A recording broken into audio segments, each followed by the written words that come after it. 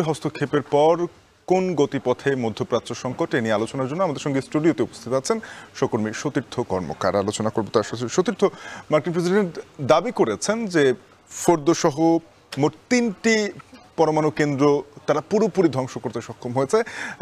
আন্তর্জাতিক পরমাণু সংস্থা এ বিষয়ে কি বলছে এবং ইরানেরই বা অবস্থান কি?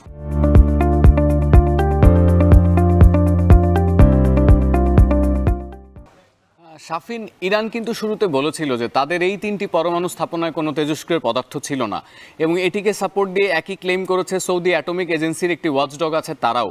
সবশেষ আমরা যেটি জেনেছি, আন্তর্জাতিক পারমাণবিক সংস্থা তারা তাদের তদন্ত প্রতিবেদনে প্রাথমিক তদন্তে এটি বলেছে যে ওই 3টি পরমাণু স্থাপনার আশেপাশে কোনো রেডিয়েশন অর্থাৎ তেজস্ক্রিয় পদার্থের উপস্থিতি টের পাওয়া যায়নি।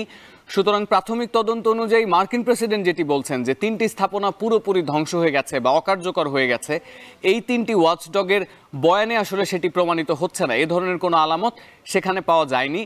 এবং আরও একটি বিষয়, সেটি হচ্ছে এ ধরনের যদি আসলেই বিস্ফোরণ হয়ে থাকে সেটি আসলে লুকানো সম্ভব না। আমরা জানি যে জাতিসংঘের একটি ওয়াচডগ আছে, এটা ছাড়াও মার্কিন ওয়াচডগ আছে। তারা যদি এই বিষয়গুলো পর্যবেক্ষণ করে তাহলে আসলেই জানা সম্ভব যে সেখানে পরমাণু স্থাপনাগুলো কি পরিমাণ ক্ষতিগ্রস্ত হয়েছে। তবে এই 3টি প্রতিষ্ঠানই স্পষ্টভাবে জানিয়েছে সেখানে কোনো রেডিয়েশনের আলামত পাওয়া যায়নি। শাফিন, অর্থাৎ সেখানে হামলা হলেও আসলে কাজের কাজ কতটুকু হয়েছে সে নিয়ে প্রশ্ন থেকে যায়। আপনার প্রতিবেদনে আমরা দেখছিলাম যে ইরানের পররাষ্ট্র মন্ত্রণালয় বলছে যে যুক্তরাষ্ট্রকে এর জবাব দেওয়া হবে। আমরা জানি যে মধ্যপ্রাচ্যে বেশ কিছু ঘাটতি রয়েছে যুক্তরাষ্ট্রের, এছাড়া মার্কিন নাগরিকরাও তো রয়েছেন ইরান সহ মধ্যপ্রাচ্যের বিভিন্ন জায়গায়। তারা কি লক্ষ্যবস্তু হবেন কিনা ইরানের? শাফিন, এই বক্তব্যটি আসলে ইরানের অফিসিয়াল কোনো জায়গা থেকে আসেনি। ইরানের রাষ্ট্রীয় একটি সংবাদ মাধ্যমে একজন কমেন্ট্রেটর, বলা যেতে পারে রাজনৈতিক বিশ্লেষক বা তিনি বর্তমান প্রশাসনের কাছাকাছি একজন ব্যক্তি পরিষদের মানুষ, তিনি এরকম একটি স্টেটমেন্ট দিয়েছেন যে বর্তমানে যে পরিস্থিতি, ইরান তো একটি রিটেলিয়েটরি অ্যাটাক করবেই। সেই রিটেলিয়েটরি অ্যাটাকের অংশ হিসেবে এটি হতে পারে যে মধ্যপ্রাচ্যের গুরুত্বপূর্ণ কোনো মার্কিন নাগরিকের উপর হামলা করা হলো বা তাদের ওপর কোনো ধরনের আক্রমণের কারণে যুক্তরাষ্ট্রকে এক ধরনের চাপ দেওয়া হলো।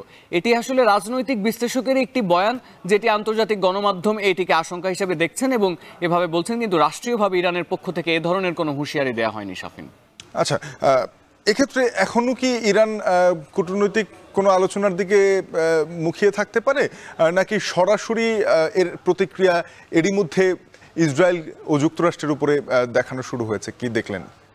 প্রথমত, ট্রাম্প তো আসলে হামলাটির পরে আবারও ইরানকে বলেছেন যে তার হামলা এখনো শেষ হয়নি, তার সন্ত্রাসবাদ বিরোধী অভিযান চলবে।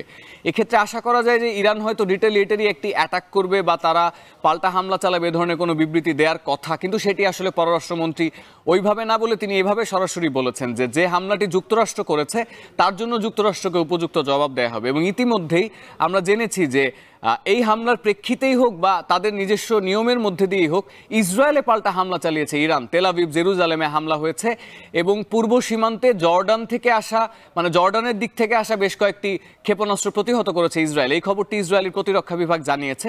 সুতরাং ধরে নেওয়া যাচ্ছে এটি আসলে ইনস্ট্যান্ট রিয়াকশন ইরানের, যে মুহূর্তে যুক্তরাষ্ট্র হামলা চালিয়েছে তার বিপরীতে ইসরায়েলি ভূখণ্ডে হামলা চালানো হলো। এবার যুক্তরাষ্ট্রের বিরুদ্ধে ইরান কি ধরনের পাল্টা হামলা চালাবে, আদৌ চালাবে কিনা বা কবে চালাবে, সেটি আসলে ইরান হয়তো নির্ধারণ করবে অনাগত সময়। আপাতত এ সংক্রান্ত কোনো তথ্য ইরানের পক্ষ থেকে দেওয়া হয়নি। শাফিন, শুধু তো মধ্যপ্রাচ্য সংকটের সব খবর আপনি রাখছেন, নিশ্চয়ই আমরা পরবর্তীতে আপনার কাছ থেকে এর আরও কোনো ডেভেলপমেন্ট থাকলে সেটা জেনে নেব। শুধু তো আপনাকে ধন্যবাদ আমাদের সঙ্গে যুক্ত থাকার জন্য। আমাদের সঙ্গে যুক্ত হয়েছিলেন সতীর্থ কর্মকার।